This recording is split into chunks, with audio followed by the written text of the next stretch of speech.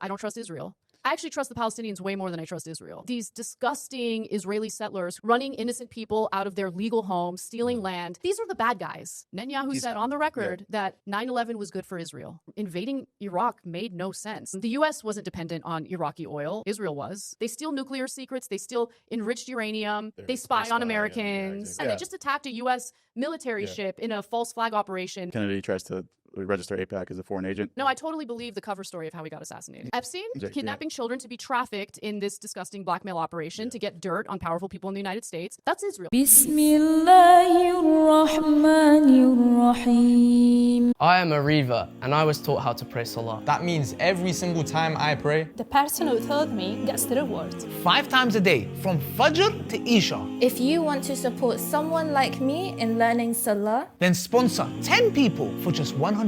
Remember the Prophet, peace be upon him, said, charity does not decrease wealth. Click the button and donate now.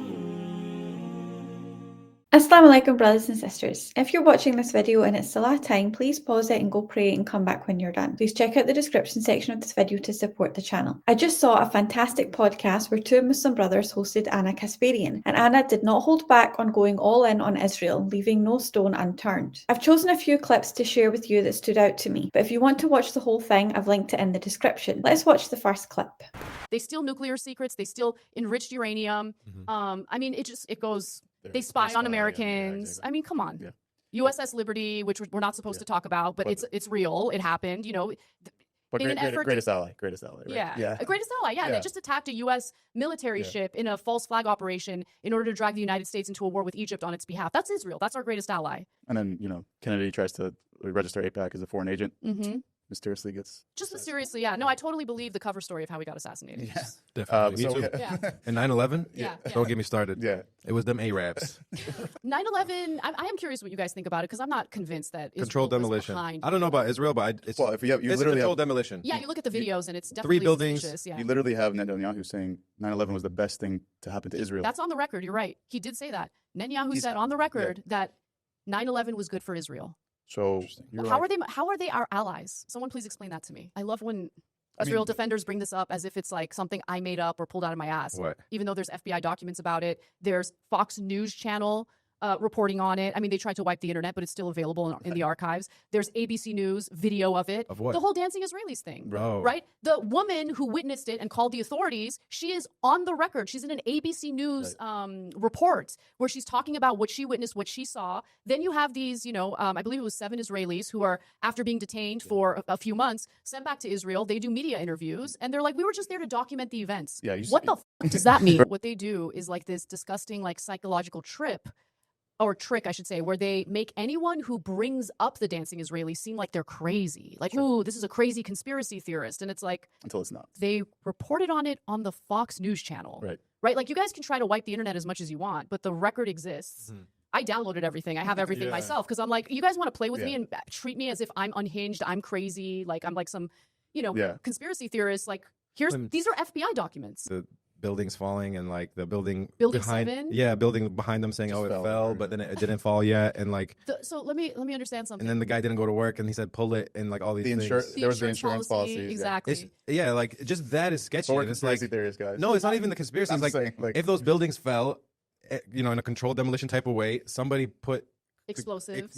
We're down the rabbit hole. We're down the rabbit hole. By the way, it's not even the rabbit hole. It's for people who are paying attention and asking the right questions, because a lot of the stories that were told to us, especially after 9/11, didn't make sense. Invading Iraq made no sense. Like, saying that it was just about the oil made no sense. The U.S. wasn't dependent on Iraqi oil. I mean, Israel was.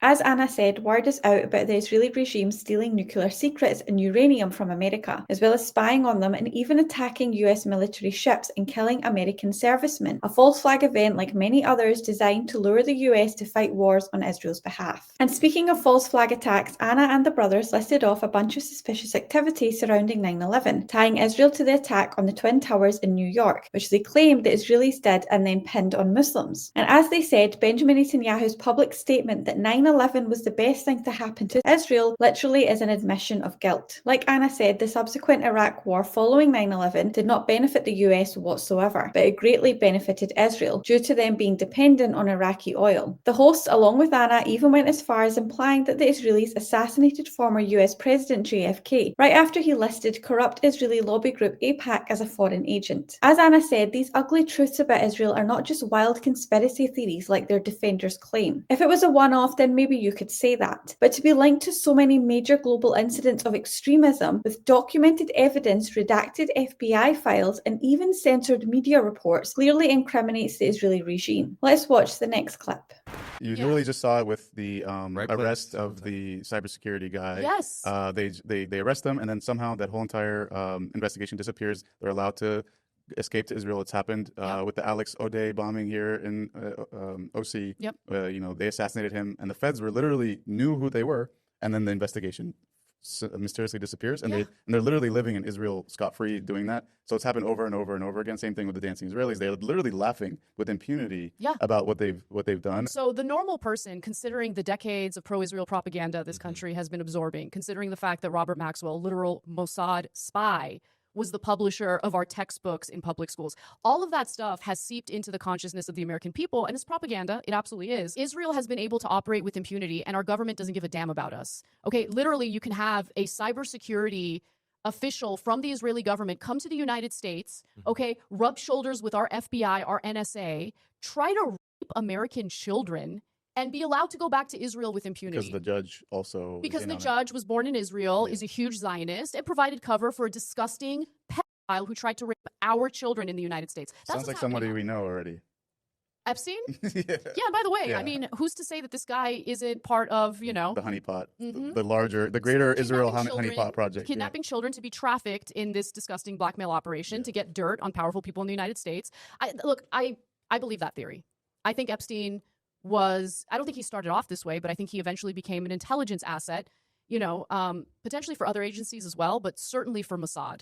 Right. I mean, think about all the connections he had. You know, he met Ghislaine Maxwell through Robert Maxwell, again, a Mossad spy, the guy who was publishing our history books in public schools, through McGraw-Hill and Macmillan. You know, it's just, why were there cameras, you know, in the properties in which these girls were being raped? You know, it's just... Anyway, obviously there's a cover-up happening with the Epstein files. Like, we're not stupid. That's the other thing. Like, I don't like being treated as if I'm stupid. As the panel stated, the recent incident involving an Israeli cybersecurity government official who solicited a minor for physical relations in the US being sent back to Israel by a fellow Israeli Zionist judge was not only abhorrent, it also mirrored how the 7 Israelis accused of being behind 9/11 were also sent back to Israel without facing any repercussions, as well as numerous other Israeli perpetrators charged with murder and child abuse, with a panel giving the most notorious child predator in the world with ties to Israel, Jeffrey Epstein, as yet another example. Anna even claimed that the most recent Israeli government official, who was caught red-handed, could have been playing a similar role to Epstein in kidnapping and trafficking kids and using them to blackmail US government officials on Israel's behalf after they are caught on camera abusing minors. Astaghfirullah. I was surprised to learn that Jeffrey Epstein's girlfriend's father, who was also a Mossad spy, is the guy behind American and basically Western public school textbooks, as Anna said. This is mind-blowing and quite disturbing, to be honest. The Israeli government has been indoctrinating our children for decades upon decades with their version of history, which is simply propaganda, as Anna said. This makes me question everything we learned in our schools, from world history to the questionable things being pushed on our children today. Let's roll the next clip. If the Greater Israel Project is carried out, Israel would have control of some of the most precious and important resources. Complete control. Let's just imagine, like, far into the future, Israel becomes this empire that it dreams to be.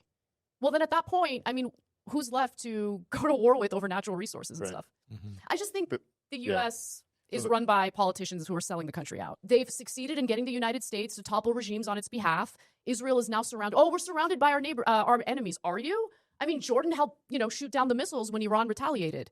Okay, you know, Egypt obviously isn't really doing much to defend the Palestinian people. We are building Israel's empire, and eventually it'll get to a point where that empire and its interests significantly, you know, conflict with America's economic interests. So I'm looking forward to that day, maybe a few decades from now, when the U.S. government is like losing its mind over how powerful Israel is, as if we're not the ones who built that empire through U.S. soldiers through them spilling their blood. The Greater Israel Project is literally in the Likud party's charter. Obviously, this didn't start on October 7th, right? I know that there's an interest in the United States media to pretend like this all started on October 7th. Oh my God, these people are animals. They must be, you know, taken care of.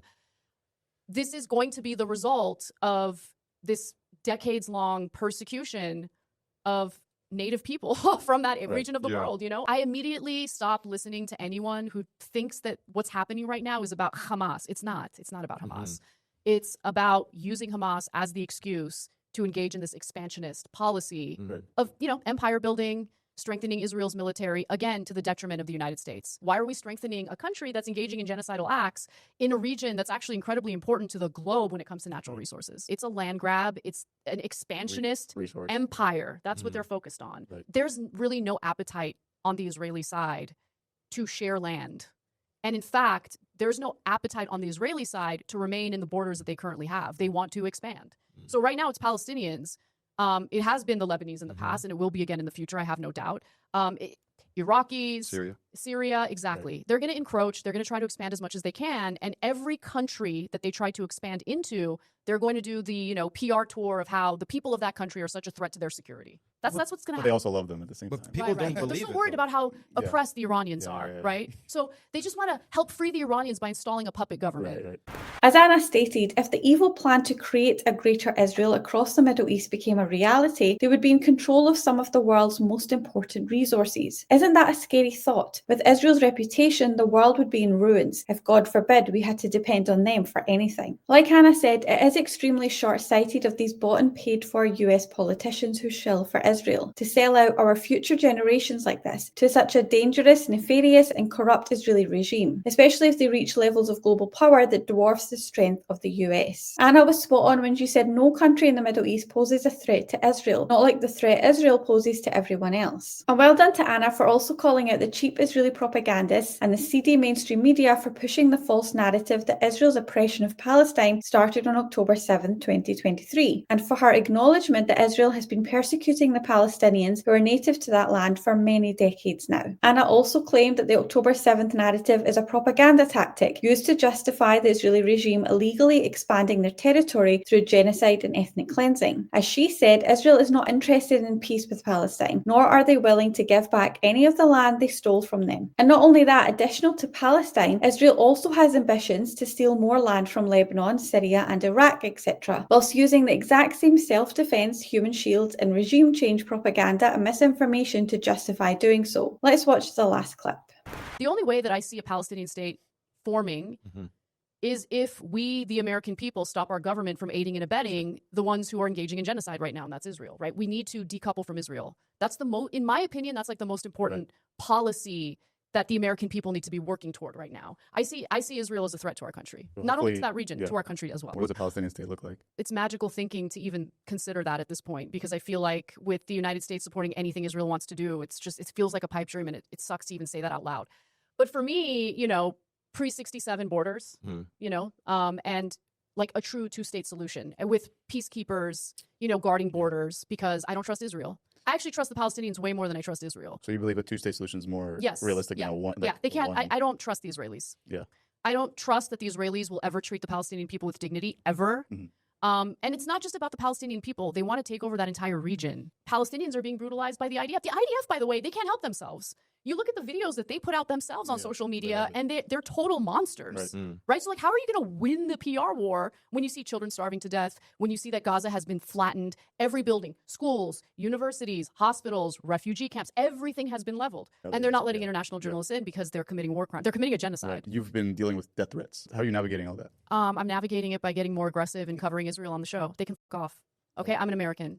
I'm not going to let some foreign country and their little, you know, operatives in America scare me from speaking out about what I see happening in Gaza, in the West Bank. These disgusting Israeli settlers who are just terrorists, running innocent people out of their legal homes, stealing land, you know, intentionally building thousands of new settlements in a way that splits the West Bank in half, so you can never have, you know, a Palestinian state, a two-state solution. Like these are the bad guys.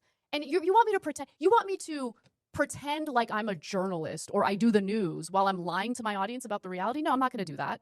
And so they can threaten me all they want. And look, I do take these threats seriously. You know, there have been people assassinated in the United States under mysterious circumstances. Podcaster, journalist, doesn't matter. Like, you don't really win anything by being anti-Israel. You're going against the grain. You're getting threats. Censorship is what kind of their next thing. Oh, they're or have been doing it. You know? Yeah. What do you think they're trying to do with me? They're just trying to intimidate me, right? We've been getting messages, you know, at TYT about how they're gonna swap me. That's like the lighter end of the threats. The other threats are things like, we're going to slit your mother's throat. She just survived cancer. We're going to make sure she's gone. Like that kind of stuff. Wow. People can go to jail for saying that type of stuff, no? Well, not if they're Israelis. Yeah, well, yeah, right. Israelis are collecting welfare paid for by American taxpayers. So show us a little bit of respect and shut the fuck up. You know, I'm in America and I get to say whatever the hell I want about any issue. Israel is a welfare state. It is a welfare state, 100%.